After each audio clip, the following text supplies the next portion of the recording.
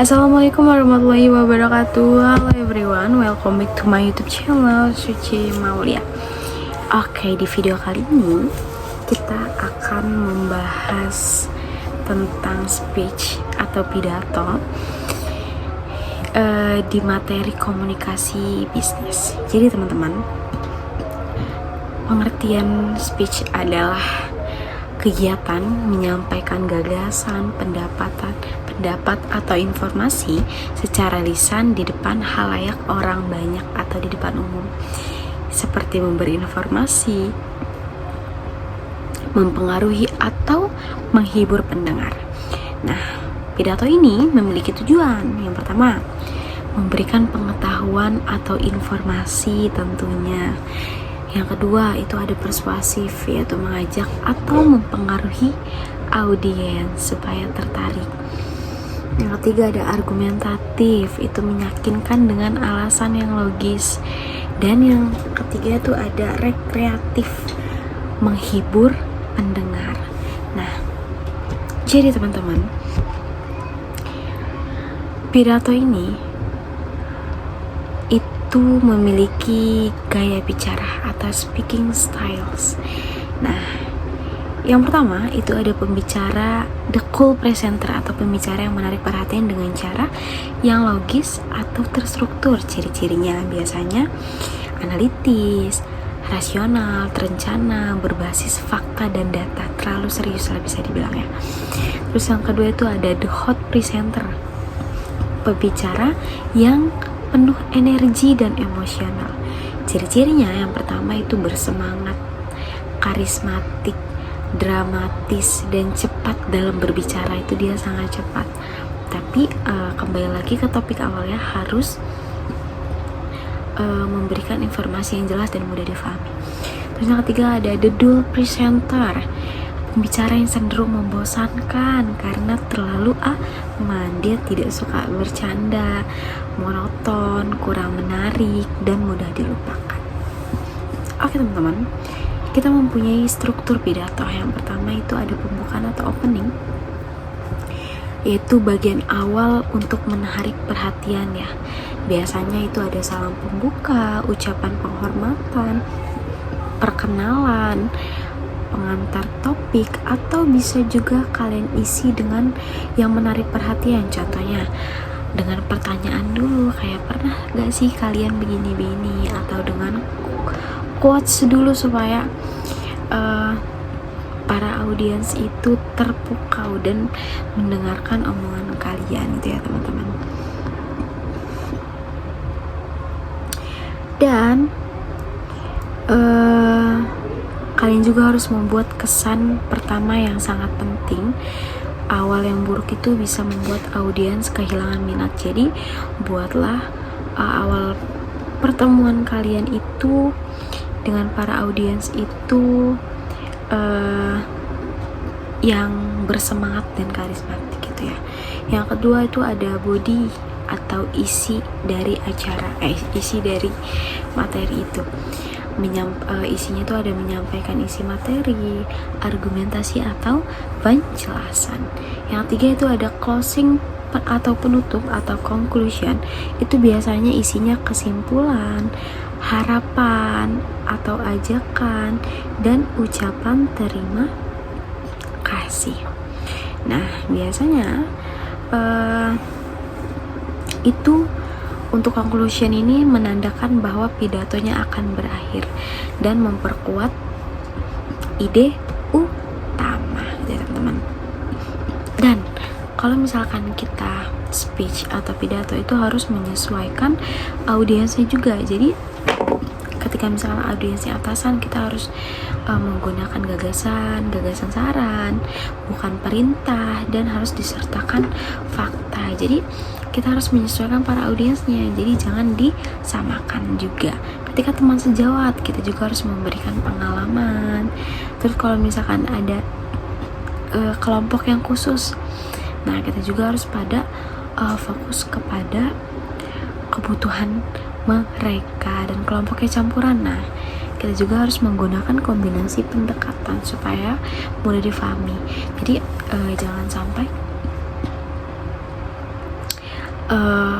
kita itu speech atau berpidato di depan anak SD, tetapi materinya itu yang terlalu susah untuk mereka cerna. Materinya tentang anak SMA, nah itu jangan ya teman-teman, kita harus menyesuaikan. Ciri-ciri speech yang baik, yang pertama itu harus jelas dan mudah difahami. Yang kedua, tidak terlalu panjang teksnya sampai buat orang ngantuk. Yang ketiga itu ada menggunakan bahasa yang sesuai audiens. Yang keempat itu harus ada percaya diri saat menyampaikan. Jadi ketika kita yang sudah percaya diri, para audiensnya juga akan lebih percaya diri gitu ya. Terus yang ketiga ada tips pembawaan speech ya, ini paling penting. Yang pertama itu latihan sebelum tampil, karena tanpa latihan kalian akan sangat sulit kalau tidak dibaca-baca ya teksnya. Terus yang kedua, gunakan eye contact atau kontak mata kepada orang-orang. Kenapa? Biar orang-orang tuh nyaman dan merasa dianggap oleh kita. Terus yang ketiga itu menggunakan intonasi suara yang jelas, tidak terlalu keras, tidak juga terlalu lembut, jangan juga terlalu cepat atau terlalu pelan ya. Terus yang terakhir itu menggunakan gestur gerakan tangan yang natural dan tidak berlebihan, dan menjaga kualitas suara. Itu adalah mencerminkan kepribadian. Terus juga ada ekspresi nonverbal ya, seperti bahasa tubuh tuh yang sangat mempengaruhi kredibilitas. Kontak mata penting, gerakan harus terarah, jangan masukkan tangan ke saku karena cenderung itu bisa disebut sombong gitu ya. Terus juga nih teman-teman, ada metode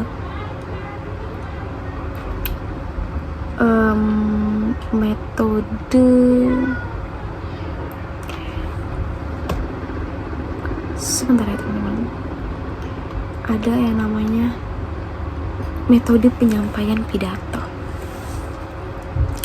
Yang pertama itu ada membaca naskah atau reading manuscript, atau bisa juga ya manuscript, membaca teks ya. Itu banyak kekurangan sih kalau misalkan kita membaca naskah. Yang pertama itu terdengar seperti pembaca, ya udah kita ngebaca aja gitu ya, tidak ada karismatik yang ditunjukkan. Terus yang kedua, kurangnya kontak mata karena kita cenderung terlalu melihat teks.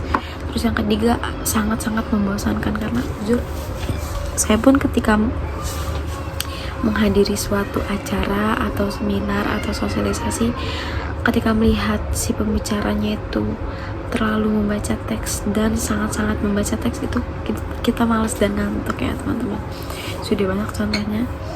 Terus yang kedua itu ada teknik menghafal teks atau memoritor, atau bisa juga memorizing ya. Kelebihannya bisa tampil dengan percaya diri, pede, terus tanpa catatan ya, karena kita sudah hafal, sudah di luar otak. Terus yang kekurangannya adalah tekanan tinggi untuk sempurna dan risiko lupa saat tampil. Makanya teman-teman, supaya kita nggak lupa, kita juga harus memahami isi materi itu. Tidak hanya dihafal, tetapi kita juga harus memahami isi materinya. Jadi ketika kita menyampaikannya udah menggunakan bahasa kita sendiri dan kita paham apa yang kita sampaikan, para audiens juga paham dan dapat dicerna oleh omongan kita gitu. Jadi kalau misalkan menghafal itu, kadang-kadang tuh orang suka kayak mikir habis ini apa ya gitu. Nah itulah yang membuat kita lupa akan materi. Terus yang ketiga itu ada improv tuh, atau spontan tanpa persiapan. Contohnya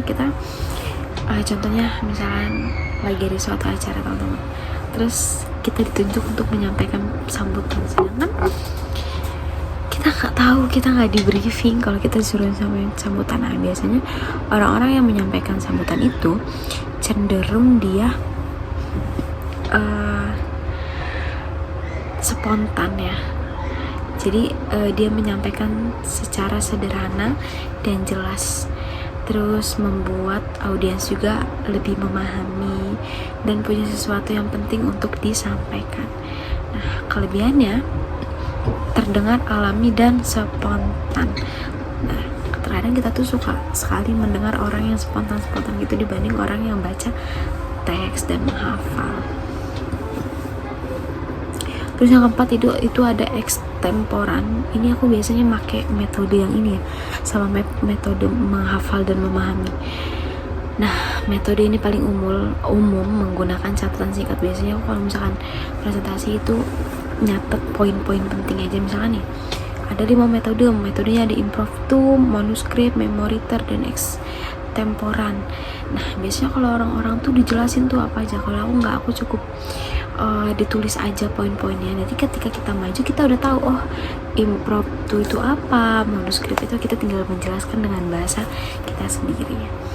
Nah, kelebihannya itu lebih natural, lebih interaktif, dan kontak matanya jauh lebih baik gitu ya. Terus ada juga teknik berpidato